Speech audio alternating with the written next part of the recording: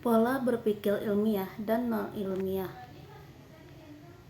Pengetahuan yang benar atau kebenaran memang secara inherentif dapat dicapai manusia baik melalui pendekatan non-ilmiah maupun pendekatan ilmiah. Adapun pada pendekatan ilmiah menuntut dilakukan cara-cara atau langkah-langkah tertentu dengan perurutan tertentu agar dapat dicapai pengetahuan yang benar itu. Adapun pendekatan ilmiah, di dalam pendekatan ilmiah ini dituntut untuk dilakukan cara-cara atau langkah-langkah tertentu dengan tata urutan yang tertentu pula sehingga tercapai pengetahuan yang benar atau logis. Adapun cara ilmiah ini merupakan syarat mutlak untuk timbulnya ilmu yang dapat diterima oleh akal dengan berpikir ilmiah. Adapun 3 tahap pemikiran ilmiah, yang pertama yaitu skeptik, yang mana upaya untuk melakukan selalu menanyakan bukti atau fakta-fakta terhadap setiap pernyataan.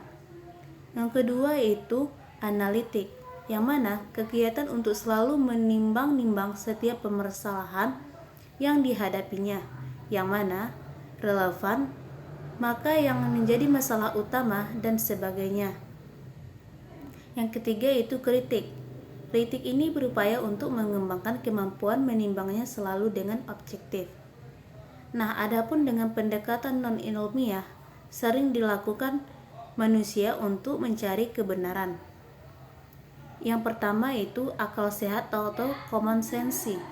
Contohnya, akal sehat mengenai peranan hukum dan ganjaran dalam pendidikan. Pada abad ke-19, menurut akal sehat yang diyakini oleh banyak pendidikan hukum adalah alat utama dalam pendidikan. Bidang psikologi dan pendidikan menunjukkan bahwa bukan hukuman yang merupakan alat utama dalam pendidikan, tetapi melainkan ganjaran. Yang B itu prasangka, yang mana dengan akal sehat orang cenderung mempersempit pengamatannya karena diwarnai oleh pengamatannya itu dan cenderung mengkambing hitamkan, tidak mengendalikan keadaan yang juga dapat terjadi pada keadaan lain. Yang C, orientasi ilmiah dan kewibawaan, yang mana orientasi ilmiah adalah orang-orang yang biasanya berpendidikan tinggi dan dianggap mempunyai keahlian di bidang ilmu tertentu. Orientasi kewibawaan adalah orang-orang yang dipilih atau dianggap sebagai pemimpin masyarakat, sebab orang-orang itu mempunyai karisma. Adapun D yaitu penemun betulan, yang mana lebih didasarkan atau tindakan yang bersifat untung-untungan. Contohnya, yang pertama itu pada hukum Archimedes, kedua pada hukum Newton, yang ketiga pada penemuan kina dan sebagai obat malaria. E. Pendekatan intuitif atau dorongan hati, yang mana pencapaian pengetahuan seperti ini sukar dipercaya sebab tidak terdapat langkah-langkah sistematis dan terkendali. Jadi, begitu terlintas dalam pikiran langsung dilaksanakan tenaga yang dirindungkan terlebih dulu manfaatnya. Metodenya itu berupa metode a priori. Selanjutnya itu hakikat, tujuan, dan fungsi penelitian pendidikan. Nah, adapun pengertian penelitian, menurut Bergson, penelitian ialah pencapaian atas sesuatu atau inquiry secara sistematis. Sesuatu atau inquiry secara sistematis ini dengan penekanan bahwa pencarian ini dilakukan terhadap masalah-masalah yang dapat dipecahkan. Adapun menurut Suparmoko, penelitian adalah usaha yang secara sadar diarahkan untuk mengetahui atau mempelajari fakta-fakta baru dan juga sebagai penyaluran hasrat ingin tahu manusia. Menurut Sutrisno Hadi, penelitian ialah suatu proses penyelidikan secara sistematis yang ditunjukkan pada penyediaan informasi untuk menyelesaikan masalah-masalah.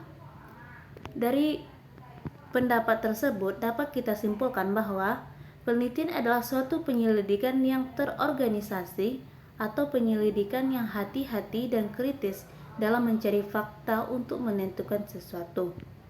Nah, adapun tujuan dari penelitian tersebut, yang pertama, merumuskan pertanyaan-pertanyaan dan menemukan jawaban-jawaban terhadap pertanyaan penelitian tersebut.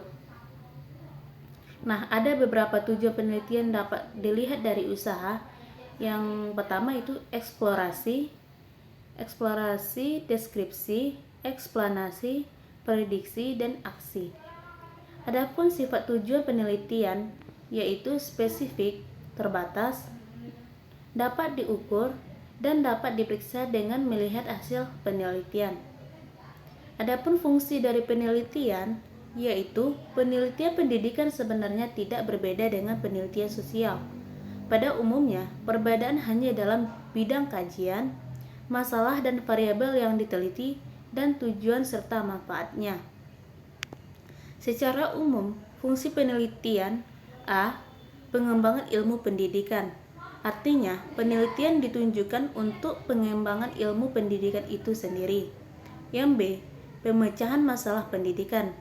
Artinya, penelitian pendidikan ditunjukkan untuk memecahkan masalah-masalah yang terjadi di lingkungan pendidikan. Yang C yaitu penelitian kebijaksanaan. Artinya, hasil penelitian dapat digunakan sebagai bahan masukan bagi para pengambil keputusan pendidik, baik pada tingkat nasional, regional, maupun lokal. Yang D. Penelitian pendidikan yang dapat menunjang pembangunan. Untuk kepentingan sektor pembangunan, khusus yang berkenaan dengan peranan, posisi, tugas, dan tanggung jawab pendidikan dalam pembangunan nasional. Dan adapun cabang-cabangnya yaitu seperti sosiologi, psikologi, neurologi, dan gizi dan kesehatan. Ilmu pendidikan ini sangat membutuhkan dukungan dari ilmu lainnya, khususnya ilmu perilaku atau psikologi.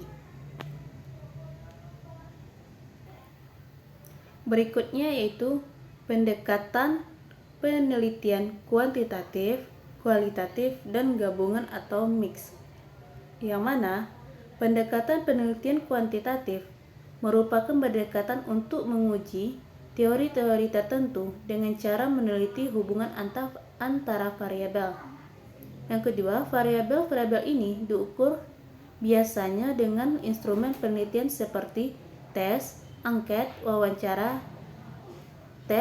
dan wawancara terstruktur. Tujuan dari hasil penelitian tersebut yaitu sebagai landasan teori, metode penelitian, hasil penelitian, dan pembahasan. Nah, dari tujuan pendekatan kuantitatif untuk menjelaskan suatu masalah dengan menghasilkan generalisasi. Generalisasi ialah suatu pola keberaturan yang terjadi dalam suatu realitas tentang suatu masalah yang dipikirkan akan berlaku pada suatu populasi tertentu. Nah, adapun pada pendekatan penelitian kualitatif disebut juga sebagai suatu metode penelitian baru karena popularitasnya belum lama. Metode ini dinamakan post-positivistik karena berlandasan pada filsafat positivisme.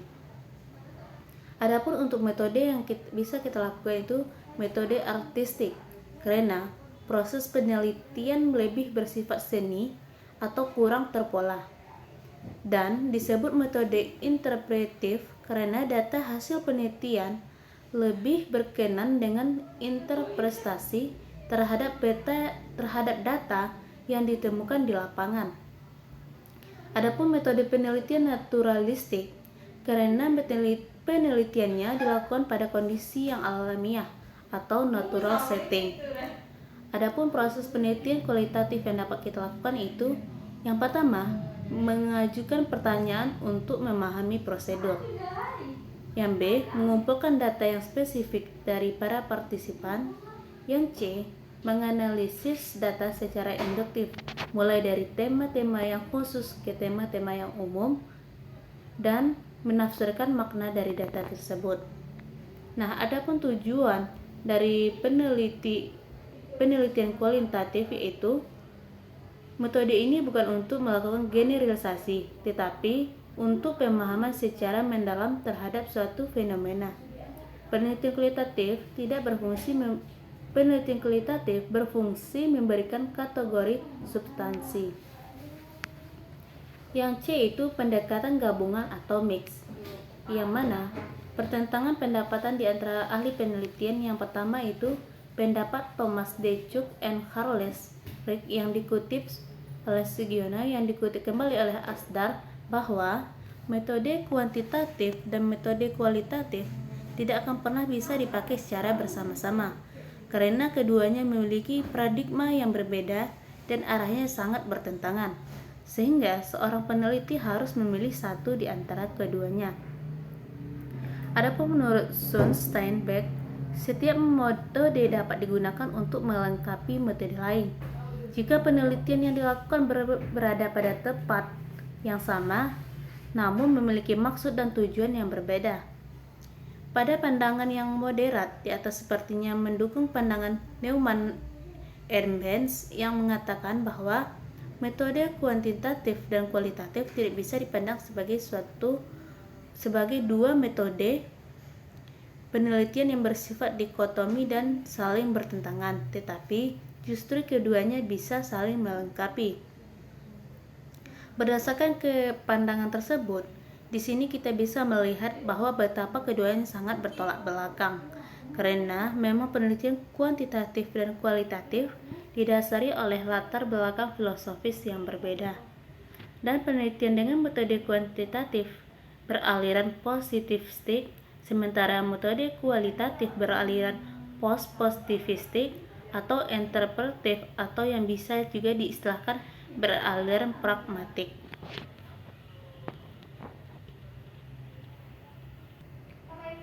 Selanjutnya yaitu jenis-jenis penelitian di bidang pendidikan. Yang pertama itu penelitian deskriptif. Penelitian deskriptif adalah penelitian yang menggunakan metode pengalaman dan penginterpretasian atau penafsiran keadaan objek suatu dengan apa yang ada yang diperoleh di lapangan. Adapun tujuan dari penelitian deskriptif ini yaitu menggambarkan secara sistematis fakta dan karakteristik objek penelitian secara tepat. Dan penelitian deskriptif dibagi menjadi 4, yaitu penelitian laporan diri atau self-report research. Yang kedua, studi perkembangan. Yang ketiga, studi kelanjutan. Yang keempat yaitu sosiometrik. Selanjutnya itu penelitian ex post facto. Pengertiannya yaitu penelitian yang di dalamnya terdapat beberapa variabel bebas telah terjadi ketika penelitian mulai dengan pengamatan variabel yang terikat. Adapun faktor penyebabnya, penelitian korelasi, yaitu tujuan penelitian ini menuntut adalah untuk mendeteksi sejauh mana variasi-variasi pada suatu faktor berkaitan dengan variasi-variasi pada satu atau lebih faktor lain berdasarkan pada koefisien korelasi. Penelitian kausal komparatif tujuannya untuk menyelidiki kemungkinan hubungan sebab akibat dengan cara berdasarkan atas pengamatan terhadap akibat yang ada, lalu mencari kembali faktor yang mungkin menjadi penyebab melalui data tersebut. Adapun penelitian eksperimen dapat dilakukan di laboratorium dan di luar laboratorium. Penelitian ini di laboratorium biasanya penelitian melakukan di ruang tertutup atau kondisi tertentu untuk meningkatkan intensitas yang lebih teliti terhadap variabel yang diteliti. Selanjutnya itu penelitian di luar laboratorium, yang mana biasanya dilakukan oleh peneliti di lapangan guna memperoleh hasil penelitian yang mendekati lingkungan nyatanya. Adapun pada penelitian pengembangan R dan D, penelitian dan pengembangan adalah terjemahan dari Research and Development yang disingkat dengan R dan D. Nah, adapun metode penelitian yang diterapkan untuk menghasilkan produk tertentu dan selanjutnya produk tersebut diuji keefektifannya. Pada penelitian R dan D ini dapat berupa 1. Kajian tentang proses dan dampak rancangan pengembangan dan upaya-upaya pengembangan tertentu atau khusus. Yang kedua, suatu situasi di mana seseorang melakukan atau melaksanakan rancangan pengembangan pembelajaran, atau kegiatan evaluasi dan mengkaji proses pada saat yang sama. Yang ketiga, kajian tentang perancangan, pengembangan, dan proses evaluasi pembelajaran, baik yang melibatkan komponen proses secara menyeluruh maupun komponen proses tertentu saja. Yang terakhir yaitu penelitian tindakan kelas. Istilahnya itu penelitian, tindakan, kelas sehingga diberikan batasan bahwa penelitian tindakan kelas adalah suatu pencernaan terhadap kegiatan belajar berupa tindakan. Penelitian tindakan yang dilakukan oleh dosen yang ditunjukkan untuk meningkatkan situasi pembelajaran yang menjadi tanggung jawab. Selanjutnya itu komponen proposal dari berbagai penelitian. Komponen proposal itu judul penelitian, latar belakang, rumusan masalah, tujuan penelitian, manfaat penelitian, tujuan pustaka, metode penelitian, jadwal penelitian, biaya penelitian, daftar pustaka, dan lampiran. Untuk menyusun proposal, yang pertama yaitu yakin bahwa yang dirinya memiliki kompetensi tentang hal yang akan diteliti. Yang kedua, topik permasalahan yang akan diteliti menarik. Yang ketiga, topik penelitian memang penting untuk diteliti dan yang terpenting lagi dan penting. Yang keempat itu memiliki orisinalitas yang tinggi. Hal ini yang perlu pula diperhatikan oleh sistematika proposal penelitian. Adapun metode penelitian yang dapat kita lakukan, yang pertama, jenis, desain, dan lokasi penelitian. Yang B, variabel dan definisi operasional variabel penelitian. Yang C, populasi dan sampel. Yang D, teknik pengumpulan data. E, instrumen penelitian. F, teknik analisis data. Adapun gaya selingkung yaitu disebut dalam bahasa Inggris stylebook, stylehouse atau style guide yang berarti pedoman, cara atau gaya penulisan yang terbatas pada suatu lingkungan. Gaya selingkung ini menyangkut hal-hal yang bersifat teknis. Nah, dalam hal penulisan proposal penelitian, gaya selingkung lembaga perdosenan tinggi yang satu dan yang lain dapat berbeda. Pada umumnya, lembaga perdosenan tinggi menyiapkan buku pedoman penulisan proposal skripsi ataupun karya tulis yang lain, dan penulisan atau penelitian wajib mengikuti gaya selingkung dalam buku pedoman tersebut. Selanjutnya itu tahapan atau prosedur dari berbagai penelitian. Yang pertama itu pada penelitian deskriptif. Adapun langkah-langkahnya, A. Mengidentifikasi adanya masalah untuk diselesaikan melalui metode deskriptif. B. Membatasi dan merumuskan permasalahan secara jelas. Yang C. Menentukan tujuan dan manfaat penelitian. D. Melakukan studi pustaka yang berkaitan dengan masalahnya dari menentukan kerangka pikir dan hipotesis penelitian. Yang E. Mendesain metode penelitian yang hendak digunakan. F. Mengumpulkan dan membuat laporan penelitian. Adapun pada penelitian R dan D, langkah-langkahnya yaitu A. Potensi dan masalah. B. Kegiatan mengumpulkan informasi. Yang C. Desain produk. D. Validasi desain. Yang E. Perbaikan desain. F. Uji coba desain. G. Revisi produk. H. Uji coba pemakaian. I. Revisi produk. J. Pembuatan produk massal. Adapun pada penelitian ex post facto, langkah-langkahnya itu mengidentifikasi adanya permasalahan yang signifikan untuk dipecahkan melalui metode ex post facto, yang mana membatasi dan merumuskan permasalahan secara jelas dan menentukan tujuan dan manfaat pada penelitian. Selanjutnya itu melakukan studi pustaka yang berkaitan dengan permasalahan penelitian dan menentukan kerangka pikir, pertanyaan penelitian, dan hipotesis penelitian. Selanjutnya pada mendesain metode penelitian yang hendak digunakan, termasuk dalam hal ini pengumpulan data dan menganalisis data, mengumpulkan, merorganisasi, dan menganalisis data dengan menggunakan teknik statistika yang relevan. Dan yang terakhir itu membuat laporan penelitian.